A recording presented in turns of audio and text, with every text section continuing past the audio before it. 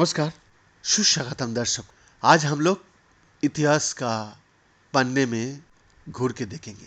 जी हाँ, इतिहास में घटनाओं के सैलाब आते रहता है और जाते जाते अपने पीछे जख्म के कुछ ऐसे निशान छोड़ जाता है जो सदियों तक लोगों की तकलीफ देते रहता है। साल 1765 में भारत के अंदर भी ऐसी ही एक घटना घटी जिसका किरदार था लाचार मुगल बादशाह और एक चालबाज अंग्रेज। एक संधि हुई और मुगल बादशाह ने जाने अनजाने में उस अंग्रेज को भारत की गुलामी की चाबी सौंप दी। इस घटना के कई गवाह थे, पर इसके असर का अंदाजा सिर्फ एक शख्स को था। उसका नाम था रॉबर्ट क्लाइव। इस घटना से ठीक 150 साल पहले अंग्रेज राजदूत थॉमस रो जहांगीर को दरबार में हाथ बांधे खड़ा था और बादशाह से ईस्ट इंडिया कंपनी के लिए व्यापार में छूट देने की इंग्लैंड की राजा क्या दरख्वास्त लेकर आया था। ये दो नज़ारे ये बताने के लिए काफ़ी है कि कैसे वो वक्त था जब मुगल बादशाह कैसा था। जिन अंग्रेजों वो ठुकरते थे उन्हीं से मिन्नत करने लगे। ये बहस लंबी है कि किन वजह से भारत अंग्रेजों का गुलाम बना, लेकिन 1765 की संधि निस्संदेह इस बात की एक वजह है। कई इतिहासकारों का मानना है कि 1764 की बक्सर की लड़ाई के बाद दबाव में आकर शाह आलम द्वितीय ने इस संधि पर हस्ताक्षर किए। ये बात पूरी तरह सही नहीं है।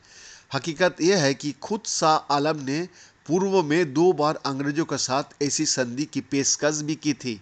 शाह आलम तारीख का वो अवध का बादशाह था जो बादशाह घोषित होने का 1 दशक तक दिल्ली का तख्त पर बैठ न सका।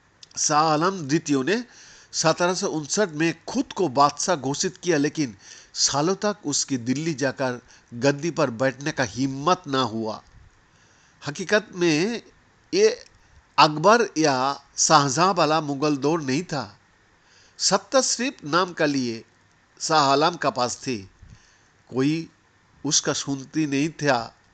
लेकिन शाह आलम किसी भी तरह खोया हुआ मुगल बादशाह वाला रुतबा पाना चाहता था। बादशाह की समस्या ये थी कि उसके पास पैसा बिल्कुल नहीं था।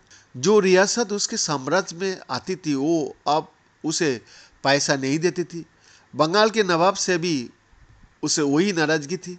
शुरुआत में उसने बंगाल के नवाब मीर कासिम को काबू करने के लिए उसके खिलाफ सेना अभियान छेड़ा, लेकिन अंग्रेजों का दखल के कारण वो उसमें असफल रहा। पैसा जुटाने की धुन में शाह आलम ने दरअसल दूसरा रास्ता अपनाया और 1759 में बंगाल की दीवानी कर वसूलने का अधिकार का प्रस्ताव उसने अंग्रेजों को भेजा। इस बारे में अंग्रेज ऑफिसर क्लाइव द्वारा ईस्ट इंडिया कंपनी को 7 जनवरी 1759 में लिखा गया पत्र गौर करने लायक है। क्लाइव लिखता है, दिल्ली दरबार से मुझे बंगाल से कर वसूलने का अधिकार देने का प्रस्ताव आया था। मैंने बादशाह की इस पेशकश को टुकरा दिया। ऐसा करने से बंगाल के नवाब के साथ हमारे रिश्ते खराब हो जाते, हम मुश्किल में घिर सकता था। 1761 में मुगल बादशाह ने अंग्रेज को फिर यही पेशकश की। अंग्रेजों की बंगाल काउंसिल ने फिर से उसके प्रस्ताव को ये कहते हुए टुकरा दिया कि ऐसा करना बंगाल के नवाब से संबंध बिगाड़ देगा। दरअसल उस वक्त बंगाल का नवाब मीर कासिम अंग्रेजों को दीवानी दिए जाने का खिलाफ था। उसे कलकत्ता का अंग्रेज गवर्नर ने यह भरोसा दिया था कि कंपनी बादशाह की इस पेशकश को नहीं स्वीकारेंगे। जी हाँ, अंग्रेजों के षड्यंत्र से बंगाल का नवाब मीर कासिम भी परेशान था। वक्त का साथ उसने पाला बदला और शाह आलम का साथ आ गया। अवैध का नवाब पहले से ही शाह आलम का साथ था। इस तरह तीनों ने मिलकर अंग्रेजों से छुटकारा पाने की योजना बनाई। बक्सर की लड़ाई 23 अक्टूबर 1764 को लड़ी गई थी। इसमें एक तरफ हेक्टर मुनरो की अगुवाई में अंग्रेज आर्मी थी तो दूसरी ओर बंगाल का नवाब मीर कासिम, अवैध के नवाब सुवाजुल्लाह और मुगल बादशाह शाह आलम द्वितीय की संयुक्त सेना थी। ये युद्ध बिहार के एक छोटे किलेबंद कस्बे बक्सर में लड़ा गया। ईस्ट इंडिया कंपनी ने तीनों की संयुक्त सेना को हरा दिया। ये निर्णायक जीत थी ईस्ट इंडिया कंपनी का। इस युद्ध के फलस्वरूप भारत की गुलामी पर मुहर लगाने वाली 1765 में इलाहाबाद की खतरनाक संधि हुई। इस जीत से मुगल ताकत का 3 बड़े स्तंभ एक साथ धराशायी हो गया। मीर कासिम परिदृश्य से गायब हो गया। शाह आलम ने अंग्रेजों को पनाह ले ली और शाह शुजा उद दौला भाग गया, जिसका अंग्रेजों ने पीछा किया। बाद में शाह शुजा ने आत्मसमर्पण कर दिया। इस तरह भारत का एक बड़ा हिस्सा अंग्रेजों की दया पर निर्भर हो गया।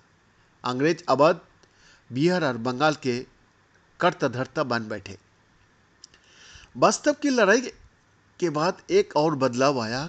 कंपनी जिस बंगाल की दीवानी की पेशकश के 2 बार टुकरा चुकी थी, अब उसे किसी भी तरह हासिल करने का जुगत में लग गया। अंग्रेजों की कलकत्ता कमेटी ने लॉर्ड क्लाइव को 21 जून 1765 को पत्र लिखा कि हालत बदल गया है, हमें बंगाल की दीवानी बादशाह से लेनी चाहिए। बादशाह कमजोर हो चुका है और अपनी शर्त मजबूती से रख पाने में सक्षम नहीं है। ये सही मौका है कि हम दीवानी हासिल करें। 12 अगस्त 1765 को इलाहाबाद में हुई इस संधि के बाद अंग्रेजों ने अवध के नवाब वजीर को उसका पूरा इलाका वापस कर दिया। दरअसल कंपनी के पास 2 विकल्प थे।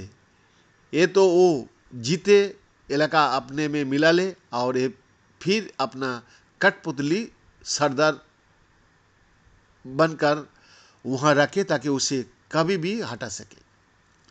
लॉर्ड क्लाइव ने बिना झिझक दूसरे विकल्प अपनाया और अवध से फौज हटा ली, लेकिन उस पर अप्रत्यक्ष नियंत्रण बनाए रखा। ऐसा करना उस वक्त काफी सवालों का घेरे में रहा, लेकिन यहाँ क्लाइव की रणनीति ये थी कि बंगाल और उत्तर भारत के बीच अवध को इसी अवस्था में रखा जाए ताकि दूसरी ओर मौजूद मराठा सेना से सीधी भिड़ते ना हो। रॉबर्ट क्लाइव की यह रणनीति ईस्ट इंडिया कंपनी के लिए आगे चलकर वरदान साबित हुए और उसने इसी तरह पूरे भारत पर कब्जा किया। बीएन का एक्सक्लूसिव रिपोर्ट।